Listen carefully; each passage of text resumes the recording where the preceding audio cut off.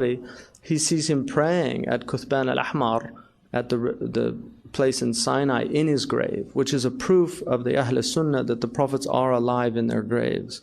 So people that say the prophet's dead, he died a physical death, but the prophets are not dead. None of the prophets are dead.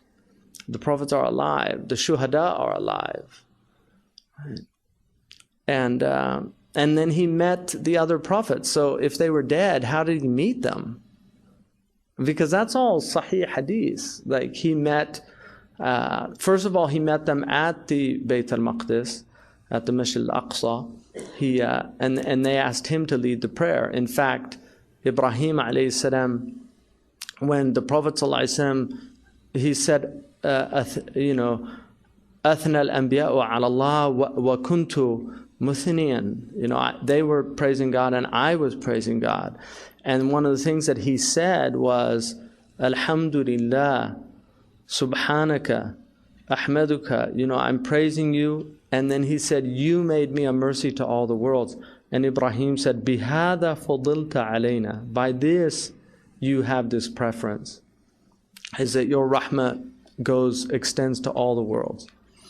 And that's when they asked him to lead the prayer. So he led the prayer. And his heart, according to one riwayah, was washed also again at that point. There's 3 riwayah that the heart was washed.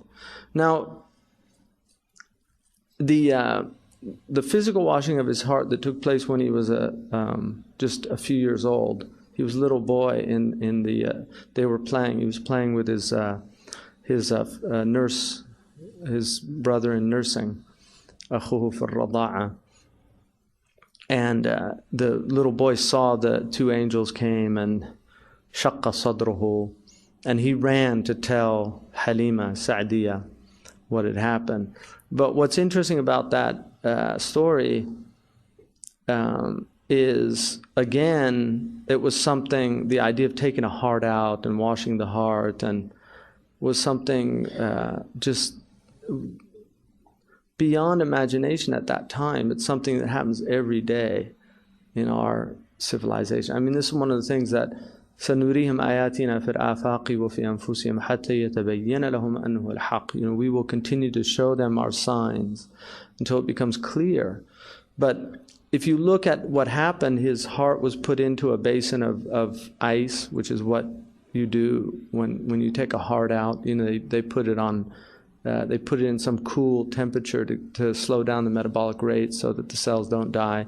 And then they pour over a cryonic fluid, which is high in potassium and calcium and electrolytes. So they have electrolytic fluid that they pour over, which is what the angels did according to the riwayah. They're pouring over the Zamzam, which is very salty water, over the heart.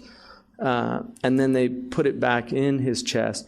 But the Sahaba said that they saw the scar. Like if you've ever seen anybody that's had open heart surgery, they have that very scar. They saw a fine scar down the front of his chest from the splitting of the chest. So that occurred, and according to the hadith, he was washed. The tas that they used, every prophet had their heart washed. All the prophets had their heart washed. And that tas, the original tas, was the same one. It's always used, the same one. So their hearts are all washed in the same